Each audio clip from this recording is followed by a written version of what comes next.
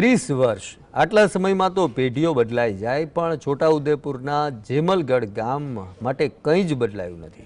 અહીં વર્ષોથી પાકો કોઝવે બનાવવાની માંગ પૂર્ણ નથી થઈ। સ્થિતિ એવી છે કે 400 લોકો ભારે હાલાકી ભોગવી રહ્યા છે, પરંતુ તંત્ર માત્ર વાયદાઓ કરવામાં મસ્ત રહે છે। લોકશાહીમાં કહેવાય છે કે સરકાર લોકો માટે હોય છે, પણ નસવાડીના જેમલગઢથી આલિયા ઘોડા જતા રસ્તાની હાલત જોઈને લાગે છે કે અહીં તંત્ર માત્ર પોતાના માટે અને વાયદાઓ માટે જ જીવે છે। આલિયા ઘોડા ફળિયાના 400 લોકો છેલ્લા 3 દાયકાથી એક નાનકડો પુલ માંગી રહ્યા છે, પણ સાહેબોના કાન સુધી અવાજ પહોંચતા પહેલા જ રસ્તામાં સરકારી ફાઇલો આડી આવી જાય છે।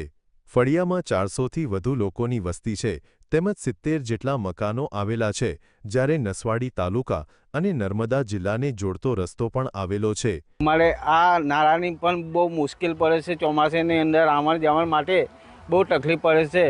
આદિવાસી ભાઈઓને એમ જવું હોય તો ચોમાસાની અંદર આ પાણી બહુ આવવાથી બહુ તકલીફ આવે છે।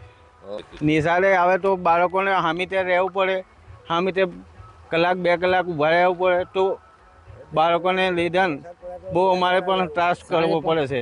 જેમલગઢ પાસે આવેલો આ કોઝવે અત્યારે એવી હાલતમાં છે કે તેને રસ્તો કહેવો કે મોતનો કૂવો। તંત્રની બેદરકારીનું આ જીવંત ઉદાહરણ છે। ચોમાસું આવતાની સાથે જ જ્યારે આ કોઝવે પાણીમાં ગરકાવ થાય છે, ત્યારે માત્ર રસ્તો જ નથી કપાતો, પણ 400 લોકોનો સંપર્ક દુનિયાથી કપાઈ જાય છે। પશુપાલકોનું દૂધ ડેરીએ નથી પહોંચતું અને વિદ્યાર્થીઓનું ભવિષ્ય નદીના પાણીમાં વહી જાય છે। વારંવાર પાણીની મુશ્કેલી પડે છે અને છોકરા નિશાળે ભણવા જાય તો તેમની ચિંતા અમને થાય છે। હા તૂટેલું વારંવાર ઠીકરા મારે છે। હે વિકાસ થઈ ગયો એમ કે હા, સરકાર વિકાસ કહે પણ પેલા ઠીકરા મારતા તો સરકાર તો આ થોડી જોવા આવીશ, એ ઉપલા નીચેના કર્મચારીઓ જોવા આવે છે।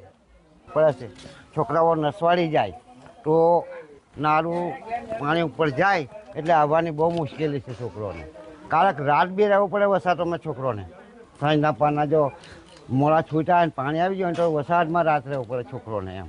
એટલે અમારી એવી માંગ છે કે મોટો નાના પુલ જેવું થઈ જાય ને તો સારું, એવું અમે માંગીએ છીએ। આ રસ્તો કઈથી કઈ જોડે છે?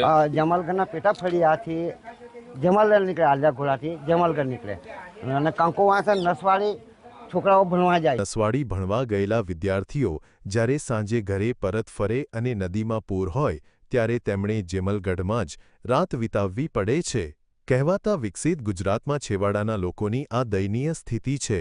સ્થાનિકો કહે છે કે 30 વર્ષથી રજૂઆતો કરીએ છીએ, એક આખી પેઢી મોટી થઈ ગઈ, બાળકો યુવાન થઈ ગયા, પણ પુલનું નસીબ ન બદલાયું। જો હવે વહેલી તકે પુલ નહીં બને તો આવતીકાલે કોઈ દુર્ઘટના થશે ત્યારે જવાબદારી કોણ લેશે? રફીક ડણીવાલા, GSTV, છોટાઉદેપુર।